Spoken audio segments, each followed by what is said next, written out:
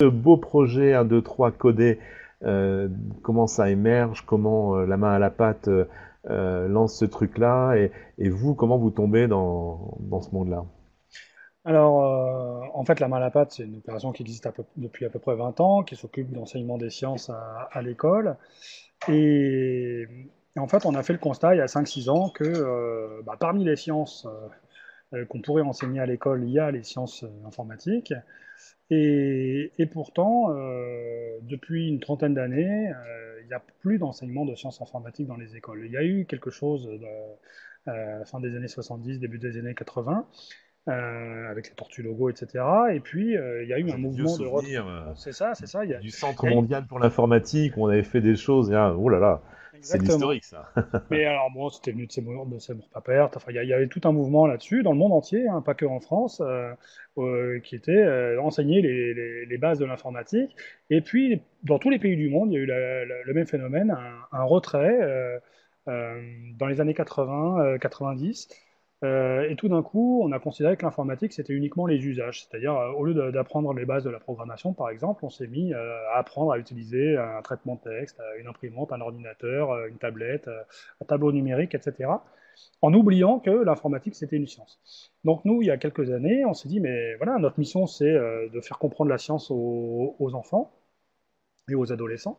Et il ne faut pas oublier que l'informatique, ça fait partie des sciences. Et c'est une des sciences qui commence à prendre enfin, qui a de plus en plus d'ampleur sur la vie quotidienne de ces enfants, et aussi qui va avoir de plus en plus d'impact aussi sur leur propre filière, leur propre métier, etc. Donc on a pris le problème à bras le corps il y a 4-5 ans. On a commencé initialement à, à expérimenter en fait des formations d'enseignants. Avant de faire des ressources pédagogiques, on a commencé à faire des formations d'enseignants, et on a vu qu'en associant des chercheurs en informatique, en les faisant travailler avec des profs de collège ou des profs du primaire, il y avait une vraie appétence pour ce public-là derrière la science informatique. Il y avait une curiosité à comprendre ce que c'est que des algorithmes, à comprendre ce que c'est qu'un langage de programmation, qu'est-ce qui le distingue d'un langage naturel comme le français ou des choses comme ça. Et donc on s'est dit, bah voilà, un jour ou l'autre, il va falloir qu'on crée un projet pédagogique sur ça.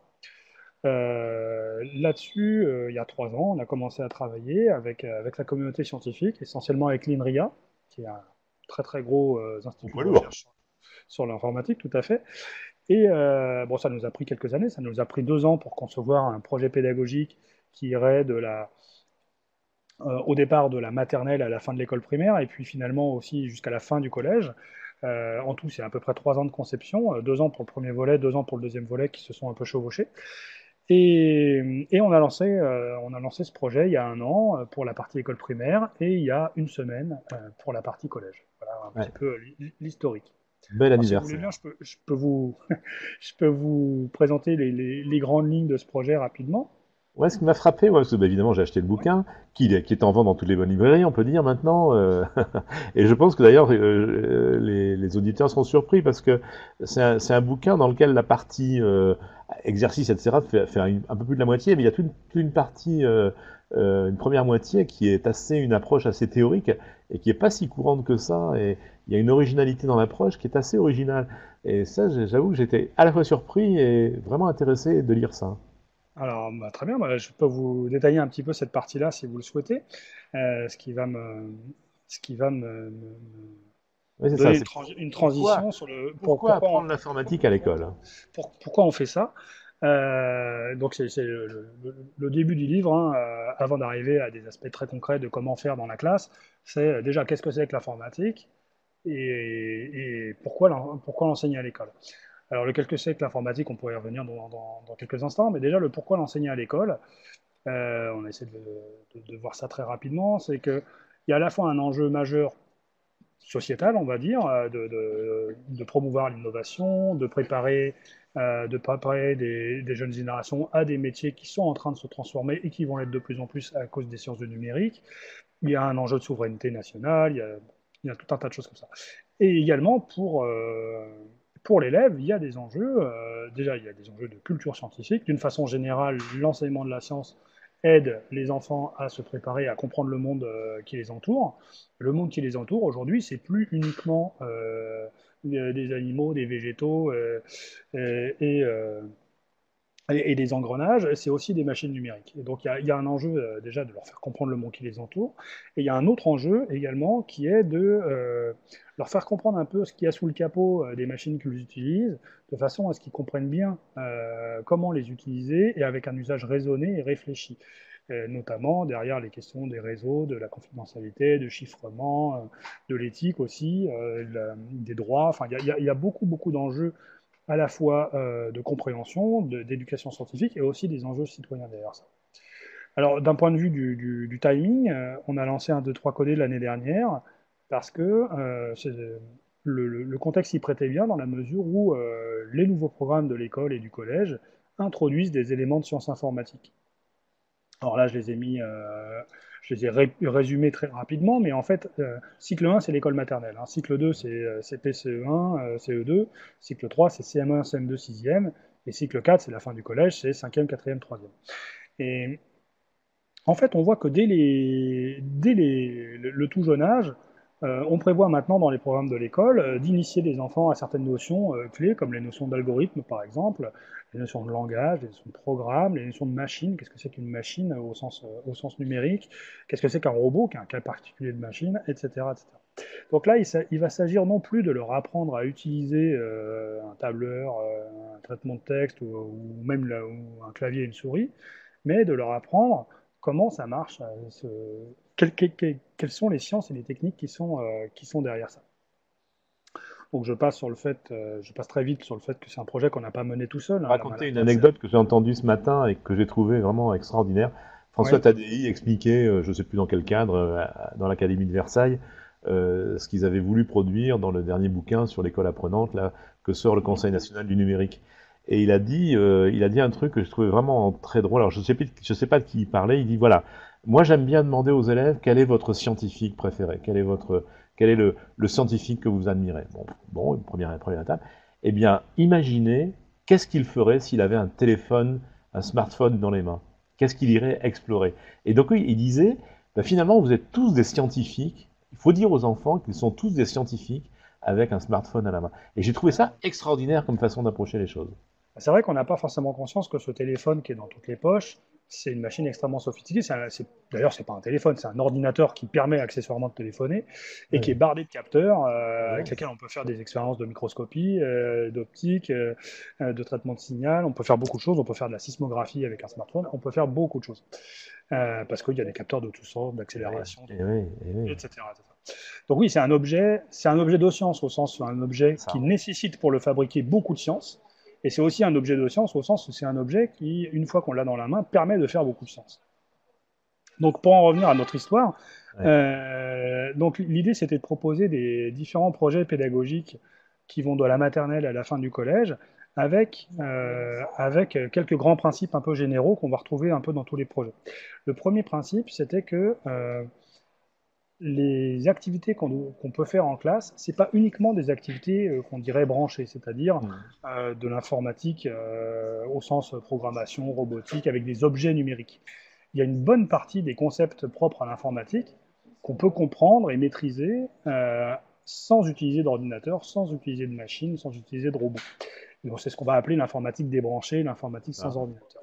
Et en ouais, fait, dans un 2, 3 codé, l'idée, c'est d'abord de conceptualiser, de comprendre les choses de façon débranchée, ouais. euh, comprendre les notions d'information, de signal, de pixels, d'algorithmes de façon débranchée, et ensuite de les appliquer avec des activités branchées, soit de la programmation, soit de la robotique typique. Donc il y a une double complémentarité entre des activités débranchées et des activités branchées. Ça, c'est vraiment le premier grand principe du projet 1, 2, 3 codé. Le deuxième principe, c'est l'importance d'une scénarisation, c'est-à-dire Mhm. euh, je vais passer, mais c'est trop petit pour être facilement lisible, je vais vous en Ouais. parler oralement, mais l'autre grand principe, c'est l'importance des scénarios. L'idée, c'est que si vous faites des activités complètement déconnectées les unes des autres, je sais pas, moi, aujourd'hui, on travaille sur le binaire, et puis la semaine prochaine, on travaillera sur la notion de pixel, et puis la semaine d'après, on travaillera sur ce qu'est une boucle, En fait, ça fait pas de sens pour les enfants. bien Et quand sûr. on fait ça et qu'on teste quelques heures après ou quelques jours après, il n'y a pas de problème, les enfants répondent bien aux tests et aux évaluations et tout se passe bien. Mais si on teste plusieurs semaines ou plusieurs mois après, on se rend compte qu'il ne reste plus rien en fait. Et il ne reste plus rien parce qu'il n'y a pas de lien entre toutes ces connaissances complètement éparses qu'on a vues. Donc l'idée, c'était de dire on va construire des projets intégrés à travers un scénario. Il faut que ce projet il raconte une histoire. Et en fait, on a proposé plusieurs scénarios types. Tiens, je peux vous parler de celui-ci. Alors, le scénario cycle 2, donc CP, CE1, CE2, donc c'est avec des petits, hein, là, on ne Mhm. parle pas de lycéens, hein, loin de là. L'idée, c'était, on a un héros qui est projeté dans un monde qui lui est complètement inconnu, et ce héros, ou cette héroïne, souhaite rentrer chez lui, chez elle. Et en fait, il va être confronté à tout un tas de problèmes, des aventures en fait qu'il va vivre. Et nous, notre objectif, c'est de l'aider à chaque fois à résoudre ces problèmes. Et petit à petit, à force de l'aider à franchir les obstacles qu'il rencontre, eh bien, il va réussir à rentrer chez lui. Et en fait, en faisant ça, en résolvant ces problèmes, on va s'initier aux aspects d'algorithmique, de langage, d'information, etc., etc. Et puis, dans un deuxième temps, on va avoir une activité branchée qui est optionnelle, on n'est pas obligé de la faire, parce que la partie débranchée se tient en soi et c'est vraiment un projet en soi. Et la partie branchée de programmation, en fait, on va utiliser à travers un langage très simple. Là, ici, c'est Scratch Junior, qui est Ouais, un environnement de programmation qui est très accessible via des ouais. tablettes pour des élèves de cet âge-là. On va raconter finalement, a posteriori, l'aventure du héros. Donc là, on va pouvoir manipuler plusieurs personnages, plusieurs décors, on va les programmer, et ils vont interagir les uns avec les autres, ils vont se rentrer dedans, il va y avoir des messages échangés, il va y avoir des, des, des, des séquences d'instructions, des boucles, des tests, etc., etc. Donc voilà un exemple de scénario. On a aussi d'autres activités de robotique, etc. Moi, j'aime Pour le... beaucoup l'approche robot, je trouve ça extraordinaire. Enfin, l'idée, comme on voit sur l'image, par exemple, que le robot, il va suivre un chemin en suivant les pistes noires, et puis après, on va lui apprendre à le faire. Enfin, on va exploiter, on va revenir plusieurs fois sur le même outil, et on va montrer qu'il est capable de faire des choses différentes selon la C'est façon ça, c'est ça. dont on Alors, s'en sert. Et ça, l'idée, c'est c'était vraiment très, très, très malin, ça. comme la robotique, on peut la faire dès l'école maternelle. L'idée en école maternelle, c'est pas de faire de la programmation aux élèves, c'est de leur découvrir. On fait des programmes de manière débranchée, c'est-à-dire on a des séquences d'instructions qu'on se donne avec des cartes, qu'on des flèches, et on les exécute soi-même, ou on les fait exécuter par un objet inanimé comme un doudou ou quelque chose comme ça. Hein, on parle vraiment avec on parle d'enfants qui sont vraiment très jeunes, hein, de 3 à 5 ans. Et dans un deuxième temps, si on a des robots, par exemple des petits robots signaux, on peut leur faire découvrir de façon tout à fait non guidée, autonome, comment fonctionne ce robot. Ils vont se rendre compte que ce robot, il peut avoir des comportements différents selon le mode dans lequel il est. Et puis, fondamentalement, à l'école maternelle, on va s'arrêter là. Mais avec des plus grands, outre le fait qu'on va utiliser des modes préexistants dans ce robot, on va être capable de programmer nous-mêmes de nouveaux modes, C'est ça. soit pour imiter des modes préprogrammés, par Ouais, exemple comment programmer le robot pour qu'il arrive à suivre une ligne, ouais, soit pour créer des modes nouveaux, inconnus, qui n'étaient pas prévus, pour lui faire jouer de la musique, par exemple, jouer ouais. de la musique quand on appuie sur un bouton, quand il rencontre un obstacle, ou des choses comme ça. Donc ça, c'est vraiment le cœur en fait de l'approche d'un 2-3 côtés. C'est d'abord, dans un premier temps, on va conceptualiser avec des aspects débranchés, et ensuite on va faire du branché. Et quand on va faire du branché, soit on peut programmer des objets existants, comme un robot, par exemple, soit fabriquer soi-même des programmes complètement autres, comme programmer un jeu vidéo, raconter une aventure, ou même pour des collégiens, on va fabriquer des robots avec des cartes Arduino, des choses comme ça. Ça, c'était un peu la logique de base d'un 2-3 côtés. Alors, Et on va essayer ouais, d'aller assez vite au fond. La question, c'est qu'est-ce que ça développe comme compétence? Est-ce que vous avez un retour de ça ou quel est est-ce que le projet initial, c'était ça? C'était de développer des nouvelles compétences chez les enfants ou chez les jeunes? oui, alors en fait, au début, on ne s'est pas vraiment focalisé sur cette question des compétences. C'est-à-dire, quand on a voulu lancer ce projet, notre objectif, c'était vraiment des appropriations de connaissances, de concepts informatiques. Et en fait, c'est quelque chose qui est venu quand on l'a testé en classe, parce que le projet 1, 2, 3 codé, il a été testé quand même en tout dans plus de 40 classes, presque 50 classes, de la maternelle au collège. Et ça a été un retour quasi systématique qu'on a reçu des classes qui l'avaient testé. Donc ces tests, ils se sont étalés sur un peu plus d'un an. Euh, Presque tous les enseignants nous ont dit, bah voilà, moi ce que j'observe chez mes élèves, c'est d'une part, il y a une motivation très forte à faire ce genre de projet, parce que programmer un jeu vidéo, c'est très motivant, parce que manipuler un robot, c'est très motivant, mais également, l'informatique a un avantage particulier que n'ont pas forcément les autres matières ou sujets d'études. Quand vous faites un exercice de maths, par exemple, si vous vous trompez, d'une part, vous ne savez pas tout de suite que vous êtes trompé. Il va falloir attendre une semaine, le temps de recevoir la correction qui vient du prof. Donc déjà, vous ne le savez pas tout de suite, donc vous ne pouvez pas vous auto-corriger immédiatement. En plus, l'erreur, elle n'est pas pointée par vous-même, elle est pointée par quelqu'un d'autre, donc il y a aussi un jugement affectif derrière, il y a vraiment des enjeux affectifs très forts derrière cette notion d'évaluation, même si l'enseignant est bienveillant, malgré sa bienveillance, il y a toujours un jugement qui est associé derrière, et en tout cas il est La perçu comme tel. compétition en classe qui fait que, Exactement, voilà. et les notes n'arrangent rien. Sûr. Donc d'une part, vous ne savez pas tout de suite que vous êtes trompé. En plus, cette erreur, elle est pointée par quelqu'un, quelqu'un en plus qui a une position d'autorité sur vous. Donc c'est associé à un jugement. Et finalement, ça donne pas vraiment envie de se tromper, tout ça. Alors que quand on fait de la programmation, j'écris une ligne de code. En moyenne, un programmeur, il va faire un bug toutes les 10 ou 20 lignes de code. C'est ça. Et ça sera déjà plutôt un bon programmeur. En fait, quand on programme, on se trompe tout le temps.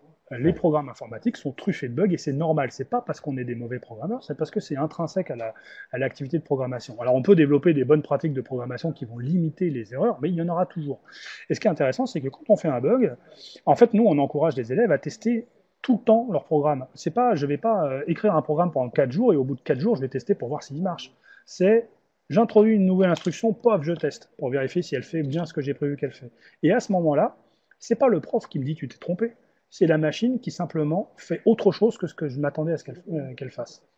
Donc d'une part, on connaît l'erreur immédiatement, donc on peut se corriger. Et en plus, il n'y a pas de jugement de valeur, c'est la machine.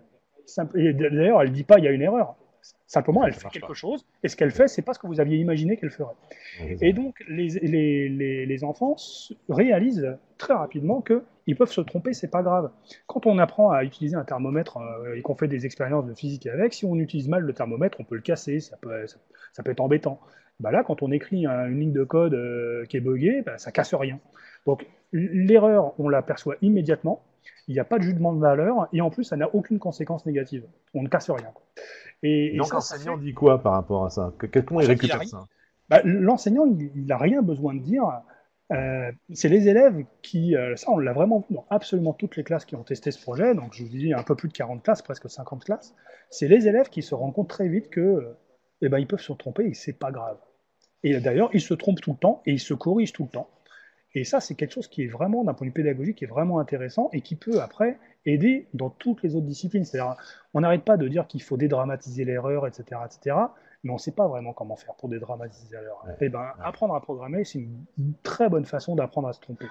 Et en fait, aujourd'hui, on sait, les sciences cognitives, elles nous le disent depuis des années, mais ça commence à percoler un peu dans l'enseignement, mais on sait qu'on ne peut pas apprendre si on ne se trompe pas. L'erreur est absolument nécessaire et indispensable à l'apprentissage. Donc, un des aspects intéressants de ce genre de travail, c'est qu'on apprend à se tromper et on apprend que c'est pas grave de se tromper et qu'on se corrige soi-même et que ça va vite et que c'est pas grave. Ça, c'est un premier aspect. Après, il y a d'autres aspects très intéressants qu'on va voir sur l'autonomie des élèves, sur le fait qu'on est en démarche projet. Donc, il y a tout après les conséquences positives de l'apprentissage par pédagogie de projet. Mais ce côté du rôle de l'erreur, qui est moteur de n'importe quel apprentissage et qui est dédramatisé, ça, je trouve que c'est quelque chose qu'on n'a pas facilement avec d'autres disciplines. L'informatique offre vraiment quelque chose de particulier. Quand on a discuté de ces questions-là avec l'équipe dont je vais oublier le nom, à Meudon, pas à Meudon, à Montreuil, qui a monté ça en start-up pour des adultes, eux nous ont dit aussi que c'est peut-être Simplon, non? Oui, c'est ça, Simplon. Donc les collègues de Simplon nous ont dit, en fait, apprendre à résoudre un projet informatique, c'est un prototype de n'importe quel projet de vie. Et chez Simplon, ils nous disent, alors eux s'adressent plutôt à des adultes, ils nous disent que la compétence à gérer un projet ou à faire un truc de A à Z, eh ben, ça va permettre d'en faire d'autres ailleurs, parce qu'on aura... Tout à fait. Et ça, en plus, c'est quelque chose que les élèves n'ont pas l'habitude de faire. C'est-à-dire que souvent, dans les enseignements, alors ça devient caricatural quand on a une approche TD, TP en sciences, mais justement, nous, on lutte contre cette approche-là, mais souvent, les élèves sont confrontés à des tâches simples. C'est-à-dire que quand il y a une tâche complexe, l'enseignant a pré-mâché le boulot pour que la tâche soit subdivisée en un nombre de tâches atomiques qui fait que sur chacune des tâches, en fait, on ne peut pas se tromper ou quasiment pas. Là, l'idée, c'est d'être vraiment dans une approche projet. On a une tâche complexe, je ne sais pas moi, programmer un jeu vidéo, et les élèves vont apprendre par eux-mêmes que pour réaliser une tâche complexe, eh ben, il faut savoir compartimenter les choses, il faut savoir découper un problème complexe en petits problèmes plus simples, et relativement étanches les uns des autres pour que je puisse avancer éventuellement en parallèle sur plusieurs aspects avec plusieurs équipes, qu'on a besoin de différentes compétences, que ces compétences, personne ne les a entièrement et qu'il va falloir piocher, un tel va être très bon pour ça, un autre élève va être très bon pour ça, etc. On va apprendre finalement d'une part à décomposer un problème en tâches plus simples et à essayer de voir quelles sont les compétences nécessaires pour résoudre chacune des tâches et à voir comment elles sont réparties dans les gens qui sont autour de nous et comment on peut réussir à travailler tous ensemble. Donc ça, c'est vraiment des apprentissages génériques en fait Ça. au travail en mode projet qui est utile en informatique comme dans à peu près Quoi d'autre? n'importe quelle activité Ouais, c'est professionnelle. ça. Alors évidemment, la question qu'on va nous vous poser, nous qui travaillons plutôt avec des adultes, euh, on va vous sortir de votre cadre de travail, mais bon, c'est bien qu'on vous pose la question. Est-ce que, d'après vous, ça aurait des conséquences dans l'univers adulte? On pourrait s'inspirer de 1, 2, 3 codé dans le monde adulte ou c'est pas imaginable? Alors on peut le faire, d'ailleurs c'est déjà plus ou moins fait. On a déjà quelques retours de gens qui se sont servis d'activités de 3 codés pour de la formation d'adultes. Pas forcément pour apprendre les bases dans l'informatique, mais par exemple pour faire des ateliers de mise en situation expérimentale pour que les gens puissent collaborer, travailler ensemble, etc. Euh, 1, 2, 3 codés donc, propose tout un tas d'activités.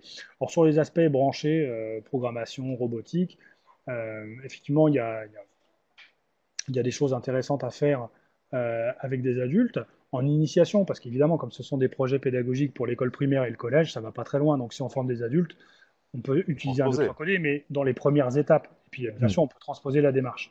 hmm. L'autre aspect qui, à mon avis, est plus riche, c'est toute la partie débranchée. D'accord. Toute la partie débranchée qui, elle, va permettre vraiment une compréhension assez fine des concepts qui sont derrière. Et avant de les mettre en pratique, avant de faire de la programmation, avant d'utiliser des logiciels compliqués, des robots, des trucs super sophistiqués, comprendre vraiment les notions de base. Qu'est-ce que c'est que l'information? Quelle est la différence entre une information et un signal? Qu'est-ce que c'est qu'un signal analogique, numérique? Qu'est-ce que c'est que le chiffrement? Euh, Pourquoi il y a un problème d'échange des clés quand on veut communiquer de façon sécurisée? C'est quoi ces histoires de clés publiques, les clés privées? Qu'est-ce que c'est qu'un algorithme, etc. Ça, c'est vraiment des choses qui peuvent servir à tous les niveaux. 1, 2, 3 Codé propose des activités autour de ça. Il y a d'autres guides pédagogiques qui proposent des choses intéressantes. Il y avait un guide en anglais qui s'appelait CS Unplugged, qui était très bien fait, qui a été traduit en français sous le titre L'informatique sans ordinateur. C'est un livre open source, hein, on peut le télécharger librement sur Internet.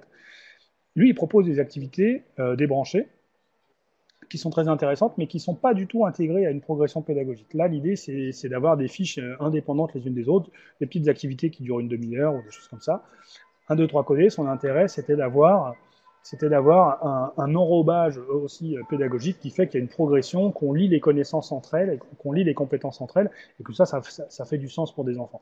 Et je pense qu'on peut adapter cette méthode à la formation d'adultes. Parce que là, il y a des enjeux, tout à l'heure on parlait des enjeux pour les enfants, mais il y a des enjeux également très importants des sciences du numérique autour des jeunes adultes Ah oui, ou des adultes absolument. en reconversion professionnelle, puisque Absolument. il y a, Absolument. il y a une révolution numérique absolument sans équivalent dans l'histoire là aujourd'hui, ou alors si on veut lui trouver un équivalent, il faudrait remonter presque à l'invention soit de la machine à imprimer, soit de l'écriture. Ouais. Donc oui, bien sûr Alors, qu'on peut s'inspirer de ça. on va pas dire comme Seymour Papert que c'était des ailes pour l'esprit. C'était ça le titre de son bouquin, si je me rappelle bien, qu'on avait lu dans les années 80. Donc ça rend pas intelligent, mais ça donne des outils intellectuels supplémentaires, des façons de travailler. Ça équipe finalement d'outils de réflexion, d'apprendre à apprendre peut-être, qui sont Voilà. intéressants. C'est un peu ça que vous dites, non? Ouais, tout à fait, tout à fait. Alors, nous, on fait beaucoup de formations d'adultes, mais les adultes qu'on forme, ce sont des enseignants. Donc, Oui, bien on ne sûr. les forme pas pour qu'ils deviennent des futurs informaticiens. On les forme pour qu'ils arrivent à enseigner l'informatique à des élèves qui peut-être deviendront des futurs informaticiens. Et puis, pour ceux qui ne le deviendront pas, bah, ça leur donnera une culture de quelque chose qui est devenu omniprésent autour d'eux et quelque chose pour lequel ils ont un besoin de compréhension, ne serait-ce que pour leur activité citoyenne.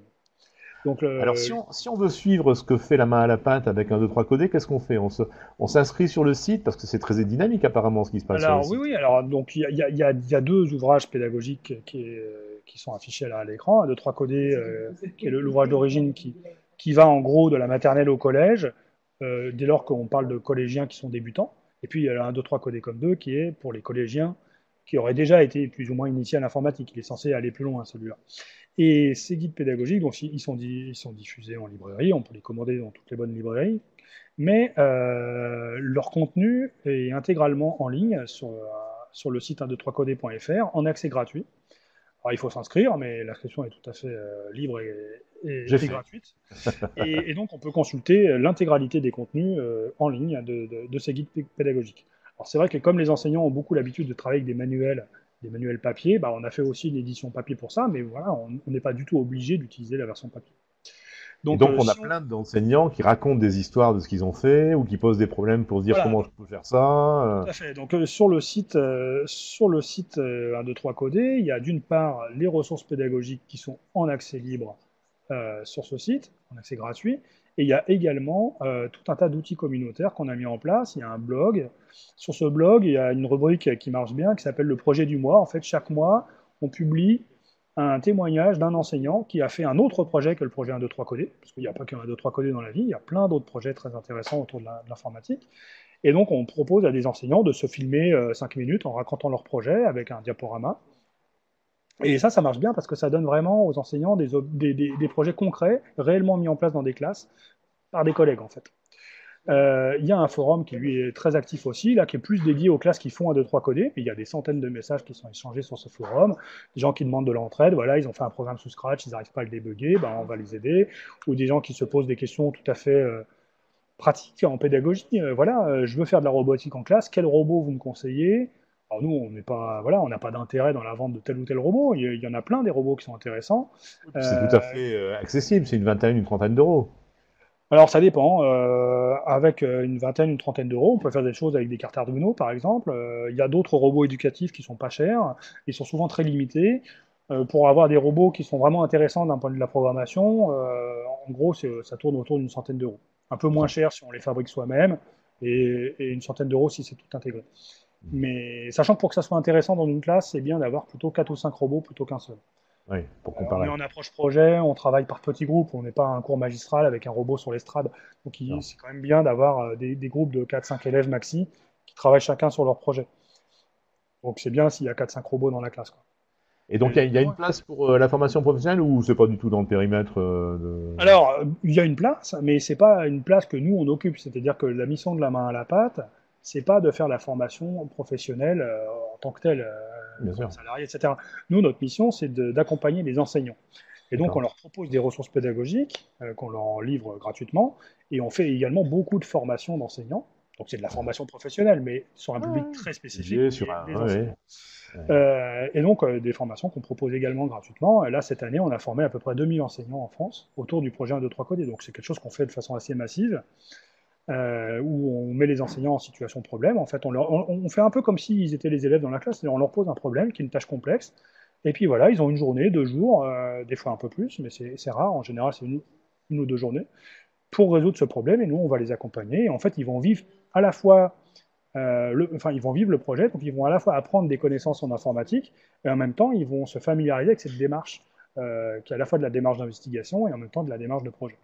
Donc c'est une initiation à la fois scientifique et pédagogique qu'on leur propose. Et il y a un créneau, il y a une place importante à accorder à la formation professionnelle, seulement c'est pas la mission de la main à la pâte de le faire. Oui, bien Donc sûr. nous, on a plutôt tendance ensuite à refiler le bébé finalement à d'autres acteurs qui s'en occupent. D'accord, très bien. Eh ben, David, merci pour nous avoir accordé ces quelques minutes de votre temps. Ben, c'est un On va plaisir. diffuser tout ça à nos petits camarades et puis bah, peut-être qu'on aura l'occasion de faire des choses plus compliquées, de collaborer un peu mieux. Ben, voilà, on situe un peu mieux ce qui se passe côté école. Merci beaucoup et bonne journée. Merci Jacques, au revoir.